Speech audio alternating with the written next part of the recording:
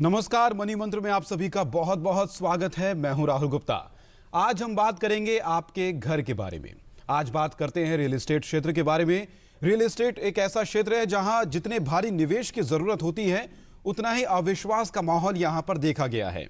अब जब real estate bill आ चुका है और इस क्षेत्र में पारदर्शिता के लिए सरकार भी सख्त है और अदालतों से भी बड़े बड़े बिल्डर्स को झटके मिल रहे हैं और उपभोक्ताओं के पक्ष में फैसले आ रहे हैं, तो क्या ये माने कि अब इस क्षेत्र में विश्वास का माहौल वापस बन रहा है?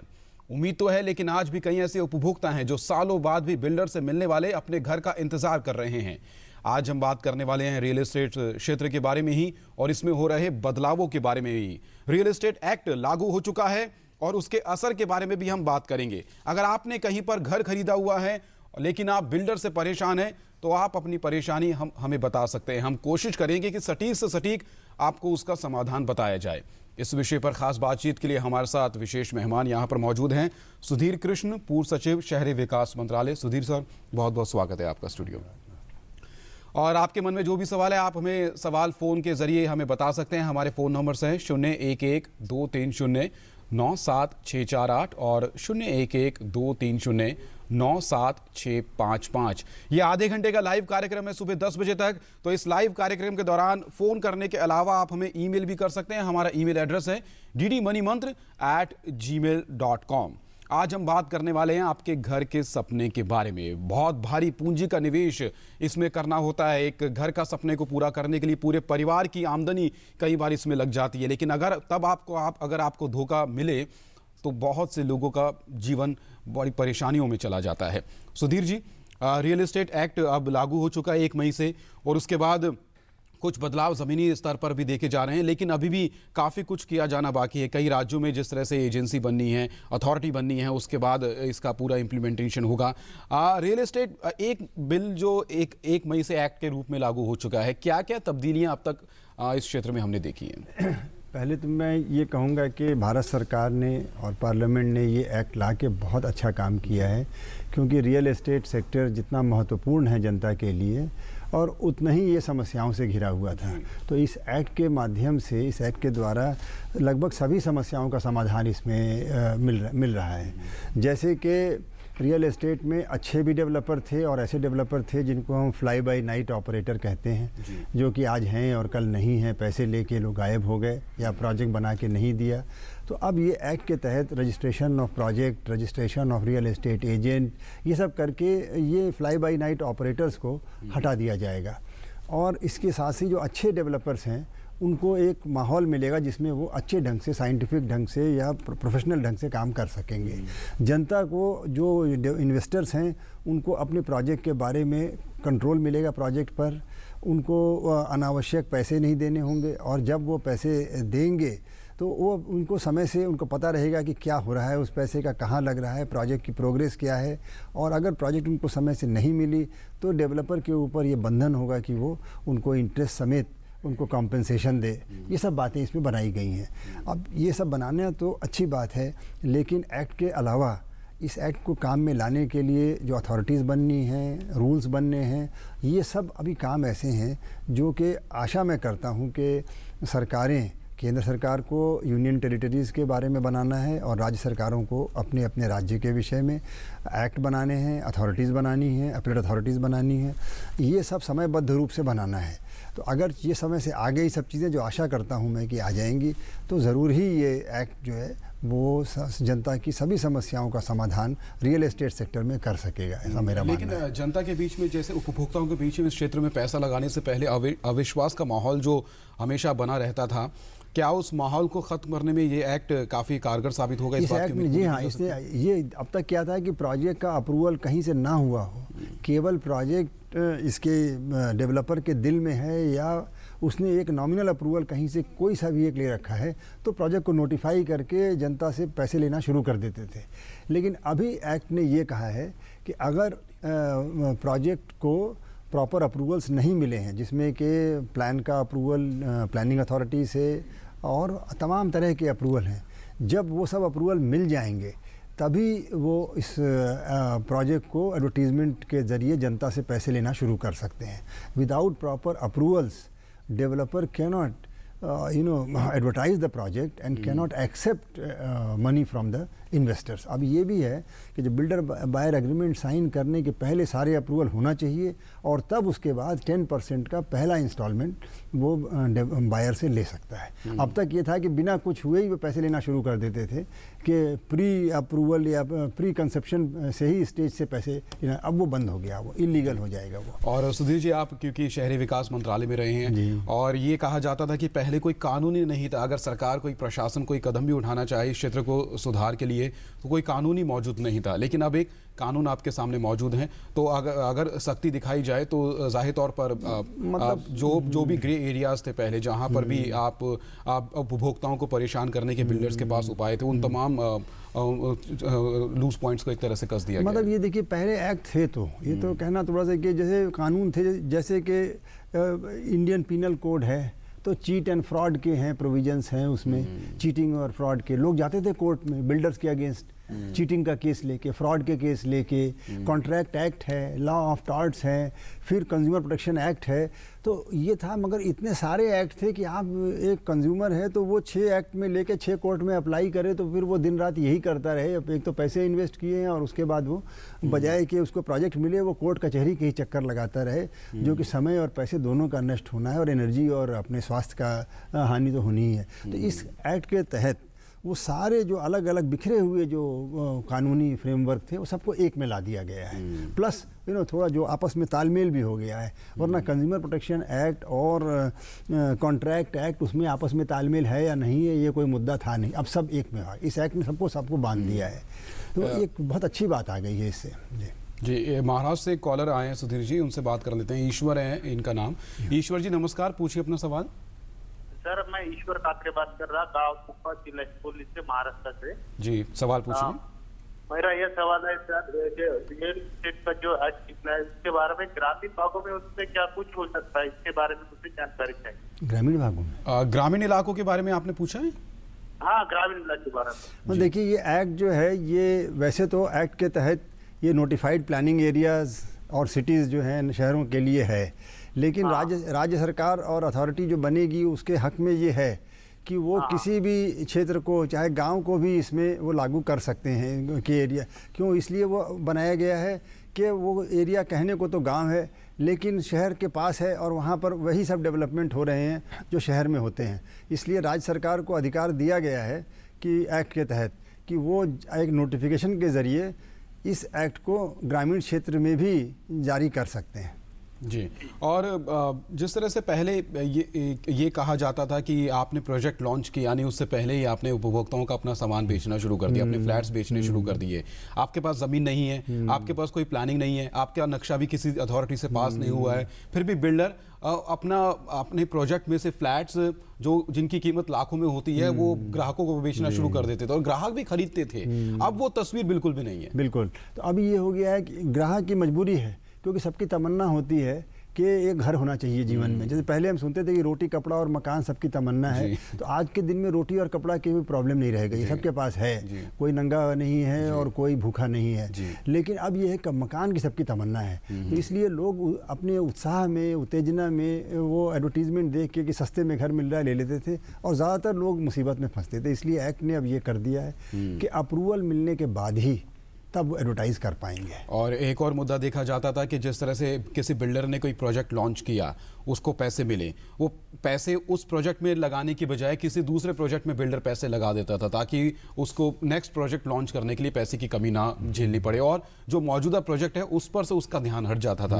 अब ऐसा नहीं है, क्योंकि 70% आपको रकम उसी प्रोजेक्ट के लिए इस्तेमाल करनी जरूरी है। तो ये एस्क्रो अकाउंट बनाने का प्राविधान किया गया है, एस्क्रो अकाउंट जो कि डेडिकेट होगा उसी प्रोजेक्ट के लिए, और उस एस्क्रो अकाउंट से केवल उसी प्रोजेक्ट के लिए पैसे खर्च होंगे और वो उसके लिए हर महीने ये एक इंजीनियर और आर्किटेक्ट और चार्टर्ड अकाउंटेंट सर्टिफाई करेंगे कि ये पैसा जो है उसी प्रोजेक्ट में खर्च हो रहा है जी। और वो जो सर्टिफिकेट होगा वो ऑडिट ऑफ अकाउंट में जाएगा, annual audit of account authority के पास जाएगा जो कि वेबसाइट पर जाएगा।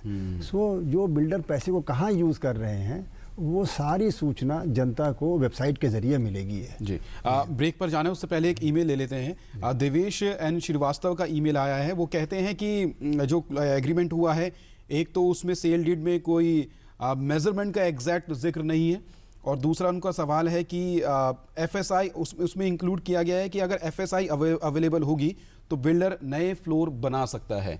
तो ये कितना सही है? ये सब जो बातें हैं ये नए एक्ट आने के पहले की हैं, जब ये सब प्रोविज़न थे। अभी ये हो गया है कि जो कोई नई चीज़ें डेवलपर उसमें ऐड नहीं कर सकता है जब तक कि वो सारे अपने क्लाइंट्स जो हैं, जो कंज्यूमर्स हैं, अलॉटीज़ हैं, उनकी सहमति लेके ही तब्दीली करेगा, और वो तब्दीली अथॉरिटी के अप्रूवल से होगी।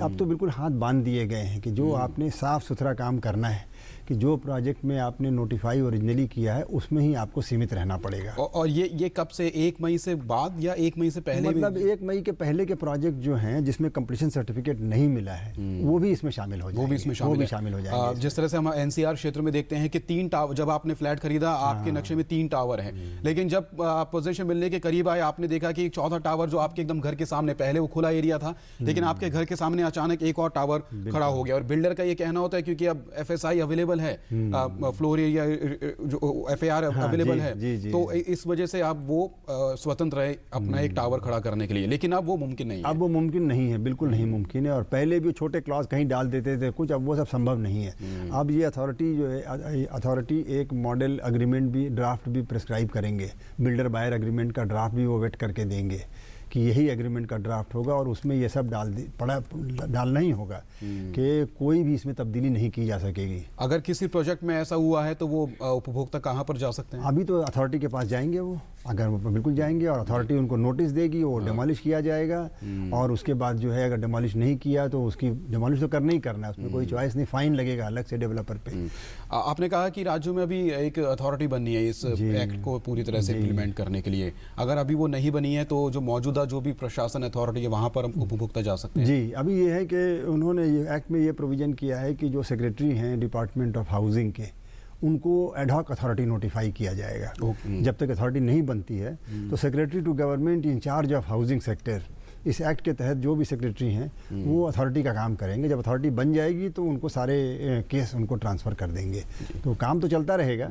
मगर ये ज़रूर है कि अथॉरिटी बन जाए जितनी जल्दी उतना। 1 साल का टाइम दिया गया है एक्ट में, तो 1 मई से लेके अगले साल के 1 मई तक बनना चाहिए। लेकिन फिर भी ऐसा नहीं है कि अब क्योंकि अथॉरिटी नहीं है तो इसलिए आप कहीं शिकायत नहीं कर सकते। आप शिकायत जरूर कर सकते हैं क्योंकि कानून तो मौजूद है और कानून के अनुसार कार्रवाई बनती है। बिल्कुल कार्रवाई बनती है। पीके पॉल इस वक्त द्वारका दिल्ली से हमारे साथ फोन लाइन पर हैं। पॉल साहब नमस्कार, पूछिए अपना सवाल। नमस्कार सर, ऐसा है कि मैंने कुछ पैसा इन्वेस्ट किया बिल्डर्स में, जो इन्होंने कमिट किया ये कमर्शियल प्रोजेक्ट 95% पेमेंट करने से एश्योर्ड रिटर्न पर मंथ 1% देंगे। फिर एक पैसा भी नहीं दे रहे, फोन करने से फोन भी नहीं उठाते, तो इसके लिए कुछ मदद सरकार का तरफ से इनको कोई दबाव डाला जाए, भाई इनका पैसा आपने 95% एक दुकान का ले लिया और अभी इंटरेस्ट भी नहीं दे रहे। आपका शायद कोई कमर्शियल प्रोजेक्ट में इन्वेस्टमेंट? कमर्शियल प्रोजेक्ट है शायद, एक मैं 3 प्रोजेक्ट लेगा, तीनों में कैश डाउन कर रखा 95%, कमिट किया कि हर महीना मिलेगा पैसे, अभी पैसा भी नहीं मिल रहा है। पॉल साहब आपका सवाल समझ गए हैं, जवाब ले लेते हैं। इस तरह के एसएमएस खूब आते हैं। हाँ जी हाँ, अभी तो देखिए क्या है कि ये एक्ट में अच्छी बात ये है कि ये रेजिडेंशियल और कमर्शियल दोनों के लिए लागू है। एक तो ये तो प्लस पॉइंट है। और अभी तक की पोजीशन ये है कि फिर आपको चीटिंग और फ्रॉड में इंडियन पिनल कोड और जो भी एक्ट हैं इसके तहत वो कोर्ट जाते हैं लोग, अब तक जाते रहे हैं, और जो भी मजिस्ट्रेट्स हैं, जुडिशल मजिस्ट्रेट्स, उनकी कोर्ट में चीट और फ्रॉड के केस तो वो तो बनता ही बनता है। लेकिन अब रियल एस्टेट एक्ट के तहत भी ये केस बनेगा, और इसके तहत जो अथॉरिटी बनी है उनके सामने भी ये केस जा सकता है। अब ये जो स्टेट गवर्नमेंट ने नोटिफाई किया है जिस वो अथॉरिटी, जहाँ तक मेरे समझ है कि वो सेक्रेटरी टू गवर्नमेंट, जैसे मैंने कहा, उनके पास ये केस जाएगा और वो भी देखेंगे, और till such time the judicial magistrate is there. और आप कंज्यूमर कोर्ट में भी जा सकते हैं? कंज्यूमर कोर्ट में भी जा सकते हैं, बिल्कुल। कंज्यूमर कोर्ट में वहाँ जाना सबसे आसान है। जी, कंज्यूमर कोर्ट में जा सकते हैं और लोग जाते भी रहे हैं। बस ये मैंने कहा कि अब पोजीशन ये कंज्यूमर कोर्ट भी जाएँ, जुडिशियल मैजिस्ट्रेट के कोर्ट भी जाएँ, सब ये, और सिविल कोर्ट में भी कहीं कहीं जाने का बनता है, तो कंज्यूमर परेशान हो जाते हैं इसको लेके। तो ये एक्ट जब जब आ गया है तो अब एक एक्ट के तहत एक अथॉरिटी के खिड़की पास पे आपको जाने से जाना जी हाँ होगा। सब काम हो जाना चाहिए। चलिए, वन विंडो आपको कार्रवाई के लिए आप अप्लाई कर सकते हैं, एप्लीकेशन दे सकते हैं।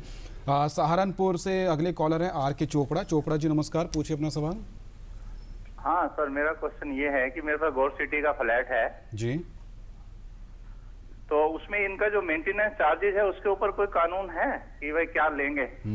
मेंटेनेंस चार्जेस क्या कुछ भी कोई बिल्डर लगा सकता है, क्या कोई इसकी सीलिंग होती है? मतलब देखिए पुराने समय में तो ये था कि मेंटेनेंस चार्ज जब बिल्डर बायर एग्रीमेंट में लिखा हुआ है जिसमें दोनों पार्टी ने साइन किया है वो तो अब उसको चलना पड़ेगा। उससे ज़्यादा अगर ले रहे हैं या उसका पालन नहीं कर रहे हैं तो फिर जो मैंने पहले कहा कि एग्जिस्टिंग लॉज हैं, चीट फ्रॉड सिविल के और लॉ ऑफ कॉन्ट्रैक्ट है या फिर कंज्यूमर प्रोटेक्शन एक्ट है, ये सब लागू होंगे। अब ये एक्ट आ गया है तो उसमें जब जो बिल्डर बायर एग्रीमेंट का ड्राफ्ट बाकायदा अथॉरिटी मॉडल ड्राफ्ट देगी और उस हिसाब से बनेगा तो ये समस्या का समाधान होगा। और साथ साथ इस एक्ट में ये भी है कि डेवलपर जो है वो RWA बनने का भी काम करे, बनाने का भी काम करेगा। तो अभी क्या है कि डेवलपर RWA बनाने में ध्यान नहीं देते हैं और ख़ुद मेंटेन नहीं करते हैं और RWA भी नहीं है तो रहने वाला कहाँ जाए, किससे शिकायत करे और किसके पास जाए। तो अब ये है कि नए एक्ट में RWA बनाने की भी प्रोविज़न किया गया है। 1 साल के अंदर वो RWA बनेगा और RWA को बना के उसके थ्रू काम होगा। तो ये है, तो फिर वक्त तो जो साहब ने अभी कहा है तो उनके सामने ये सब रास्ते हैं। जी चलिए, यहाँ पर छोटे से ब्रेक के लिए रुकते हैं। ब्रेक के बाद जल्द हाजिर होते हैं और फिर से बातचीत हमारी जारी रहेगी रियल एस्टेट क्षेत्र के बारे में। आपके बहुत से ईमेल आ रहे हैं, सभी ईमेल को लेना तो संभव नहीं है। जितना छोटा हो सके उतना ईमेल में कम शब्दों में डिस्क्राइब करेंगे उतना आसान रहेगा हमारे लिए उस ईमेल को कार्यक्रम में शामिल करना। जल्द आते हैं छोटे से ब्रेक के बाद।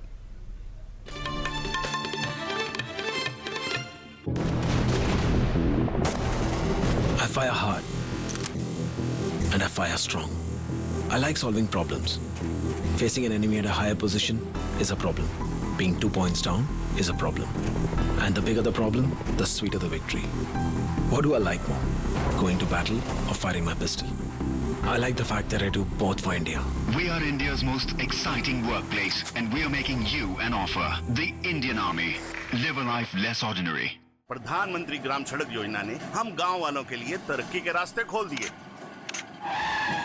सड़क के गड्ढों की फोटो खींच रहे हो, कोई खास बात है क्या? अरे काका, मेरे मोबाइल फोन में मेरी सड़क ऐप है जिससे प्रधानमंत्री ग्राम सड़क से जुड़ी कोई भी जानकारी सरकार तक भेजी जा सकती है। सड़क से जुड़े सुझाव या शिकायत पर सरकार वाजिब कार्यवाही करती है। प्रधानमंत्री ग्राम सड़क से जुड़ी कोई भी बात, मेरी सड़क एंड्रॉइड ऐप अब हर पल मेरे साथ। नन्ही कली सोन परी चांद दुलारे,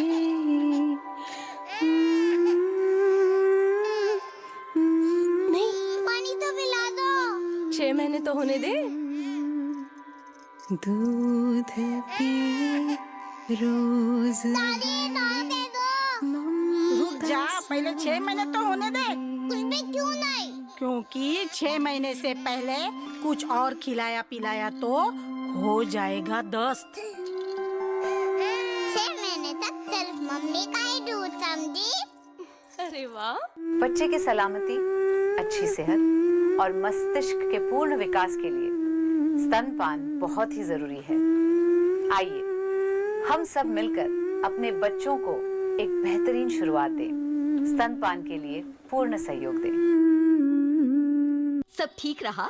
हाँ, बेटे के लिए इससे अच्छा रिश्ता नहीं मिलेगा। और दहेज? कह दिया, दहेज में हमें कुछ नहीं चाहिए। 3 बेटियों को दहेज देने के बाद जब लेने की बारी आई तो आप चुप रह गए। माँ, मैं दहेज नहीं लूंगा। मैं खुद समर्थ हूँ, जो चाहिए मैं खुद कमाकर खरीद सकता हूँ।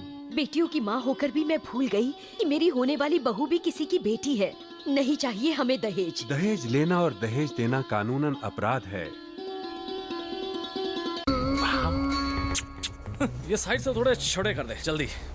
ये वाला सर? क्या है? सर ये साइड से? नहीं, नोज पियर्सिंग यहाँ पे। परफेक्ट हो जाएगा मैम।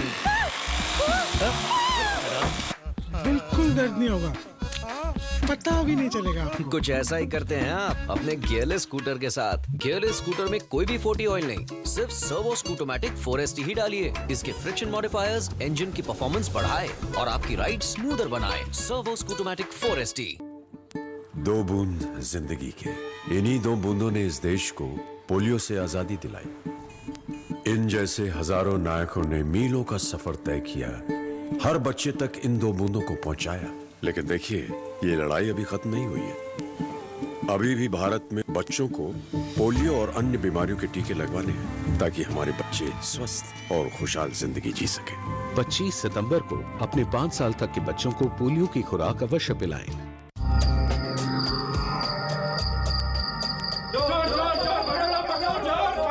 क्यों घबरा गए जनाब? चोरी तो चोरी है, कुछ न छुपाओ, सब इनकम दिखाओ। इनकम डिक्लेरेशन स्कीम का फायदा उठाओ। कुल 45% टैक्स भरने से मिलेगी राहत इंक्वायरी, स्क्रूटनी और प्रोसिक्यूशन से। तो अब समय न गवाएं, अपनी अघोषित आय को 30 सितंबर 2016 तक डिक्लेयर करें। आप करें योगदान, बढ़ाएं अपना सम्मान। बहुत बहुत स्वागत है आप सभी का मनी मंत्र में। आज हम बात कर रहे हैं रियल एस्टेट क्षेत्र के बारे में। आखिरी कॉलर हैं हमारे साथ आज के प्रोग्राम के द्वारका से विनय। विनय जी नमस्कार, पूछिए अपना सवाल। सर जी, मैंने भी इन्वेस्ट किया 10% payment, Delhi Infratech limited company है। तो द्वारका में आज जो प्रोजेक्ट शुरू लॉन्च हुआ था प्रधानमंत्री जी की जो स्मार्ट सिटी बनाने के लिए, तो बिल्डर्स ने हमसे 10% पेमेंट दे दिया है, तो क्या सही है सर? आपका विनय जी सवाल हम बहुत कम समझ पाए, आप कुछ समझ पाए सुधीर जी सवाल? अच्छा, मैं ये कह रहा था कि सर दिल्ली इंफ्राटेक लिमिटेड दिल्ली गेट के नाम से प्रोजेक्ट लेके आया था जी, उसने हमें अभी 10% पेमेंट लिया है। तो वो द्वारका में एल जोन प्रोजेक्ट शुरू होना है।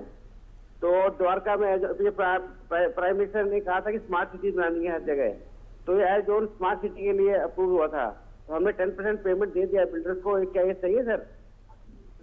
मतलब जहाँ तक आपकी बात समझ में आ रही है विनय जी कि आपने डेवलपर को पैसे 10% दे दिए हैं और प्रोजेक्ट शुरू नहीं हो रहा है, ये कहना चाह रहे हैं आप? हाँ, वो एल जोन प्रोजेक्ट बनना भी है कि नहीं, ये सर कंफर्म करना है। अब देखिए, वो क्या है कि जो एक्ट बना है नया, उसके तहत जब तक अप्रूवल हुए नहीं है तब तक वो पैसे ले नहीं सकते हैं। पैसे लेना तो दूर की बात है, प्रोजेक्ट को एडवर्टाइज भी नहीं कर सकते। तो इसलिए वो तो ये तो केस है, क्लियर केस है, वायलेशन ऑफ द एक्ट। और आप जो हैं अथॉरिटी, जो भी सेक्रेटरी हैं, आप किस दिल्ली के हैं तो दिल्ली के सेक्रेटरी हाउसिंग के पास आप एप्लीकेशन दे सकते हैं, जो कि फिलहाल अथॉरिटी बनने तक अथॉरिटी का काम, इंटरिम अथॉरिटी का काम। क्या सीधा अदालत भी जा सकते हैं? अदालत तो आप बिल्कुल ही जा सकते हैं। अदालत में तो जाने क्या, और जैसे मैंने कहा कि फ्रॉड और चीटिंग का केस तो बनता ही कंज्यूमर प्रोटेक्शन एक्ट के तहत जा सकते हैं, वो तो बिल्कुल और वहाँ पर इस कानून के मुताबिक सुनवाई होगी। बिल्कुल जी। जल्दी से ईमेल ले लेते हैं कि द्वारकापुरी गोस्वामी साहब का ईमेल आया है।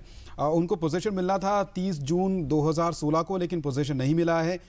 30 जून अब बीत चुके, 30 जून EMI का लॉस भी हो रहा है, और वो जो सब्सिडी मिलती है अंडर प्रधानमंत्री Awas Yojana, income tax benefit, वो भी अब उनको डाउट है कि नहीं ले पाएंगे। तो अब ये एक्ट में ये प्रोविज़न किया गया है कि ऐसे केस में डेवलपर एप्लीकेंट को, कंज्यूमर को इंटरेस्ट देगा, जितना उसका लॉस हो रहा है उसकी भरपाई डेवलपर को करना पड़ेगा। ये सभी डेवलपर्स को भी मालूम है और इसको आगे सबको जानना भी ज़रूरी है। नहीं मालूम है तो जानना चाहिए, और कंज्यूमर्स को इस पर दबाव डाल के अपना हक लेना चाहिए। जी चलिए, कार्यक्रम का वक्त बहुत ही जल्दी से यहाँ पर खत्म हो रहा है, लेकिन सुधीर जी एक बात ज़रूर जानना चाहेंगे।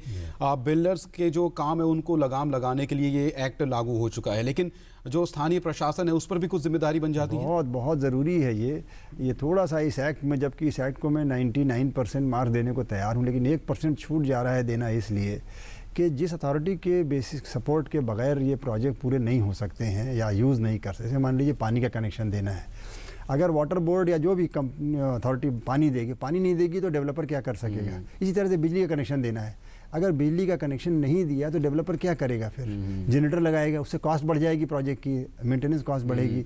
तो इसलिए अथॉरिटीज़ जो हैं उनको भी इस एक्ट के तहत लाना ज़रूरी है, और ये राज्य सरकार कर सकती हैं। जी हाँ। और दूसरा ये है कि प्रोजेक्ट तो बन गया, लेकिन रोड कनेक्टिविटी नहीं है, बस जाती नहीं वहाँ पर, मेट्रो नहीं जाएगी, बस नहीं जाएगी, आना जाना संभव नहीं है, तो लोग कैसे रहेंगे। हैंडओवर कर भी दिया तो रहना संभव नहीं है। चलिए, कंज्यूमर्स को काफ़ी एम्पावर किया गया है इस एक्ट के जरिए, इसमें कोई दो राय नहीं है। और जिस तरह से पहले धोखा देने के जो चांसेस बने रहते थे, उन चांसेस को पूरी तरह से कवर किया गया इस एक्ट के जरिए, और एक्ट लागू हो चुका है। तो अगर आपको भी अपने घर के सपने को लेकर बिल्डर से कोई शिकायत है तो निसंकोच इस एक्ट के बारे में जानिए, समझिए, और अदालत का, ये अपने स्थानीय प्रशासन का आप दरवाज़ा खटखटा सकते हैं, क्योंकि एक कानून है, मजबूत कानून है, जो आपकी सुरक्षा के लिए इस वक्त मौजूद है। सुधीर जी, आप स्टूडियो आए और इसने इतनी अहम चर्चा में आपने हिस्सा लिया और कई अहम मुद्दों पर आपने जानकारी, बहुत बहुत शुक्रिया आपका स्टूडियो आने का, बहुत बहुत शुक्रिया सर।